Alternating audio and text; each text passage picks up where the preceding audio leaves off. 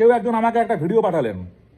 সেই ভিডিওতে কোনো একজন বলছেন যে ফ্রিজ হলে, অ্যাকাউন্ট ফ্রিজ বা লেনমার্ক বা হোল্ড হলে যে রাজ্যে হয়েছে সেই রাজ্যে গিয়ে অ্যাকাউন্টটাকে বা মামলাটাকে মিটিয়ে আসতে হয়।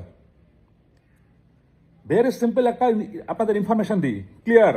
এবং এই ইনফরমেশনের উপরে আপনারা ওনাদেরকে প্রশ্ন করবেন,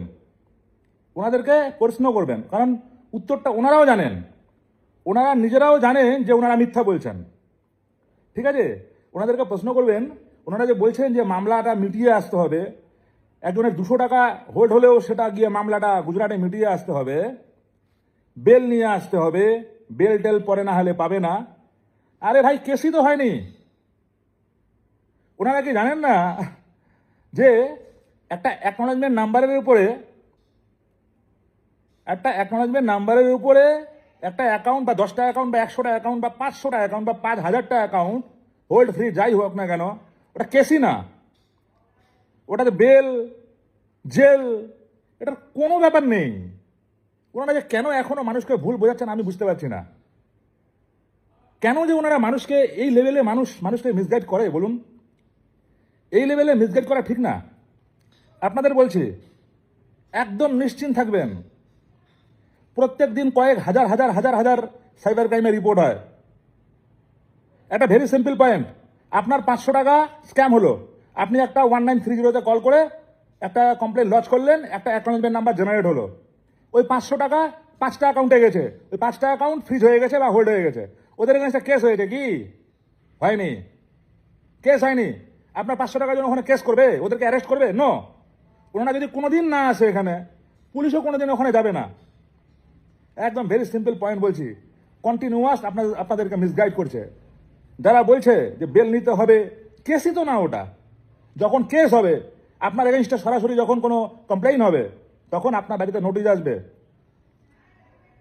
সেই নোটিশেরও 1000 রকম নোটিশ আছে। এক নোটিশ আসলেও টেনশন করবেন না, আসলে ওনাদের গায়ে লেগে যাচ্ছে। হ্যাঁ, ওনাদের গায়ে লেগে যাচ্ছে, জানি না কেন। কারো কথা তো আমার গায়ে লাগে না, ওনাদের গায়ে লাগছে কেন? কেন? আমার একটাই প্রশ্ন, কেস এবং অ্যাকনোলেজমেন্ট নাম্বার বা মামলা, কেস মামলা এফআইআর তিনটা একই জিনিস, এবং তার সঙ্গে অ্যাকনোলেজমেন্ট নাম্বার এর কোনো সম্পর্কই নাই। অ্যারেস্ট, বেল, জেল এসবের কোনো ব্যাপার নেই।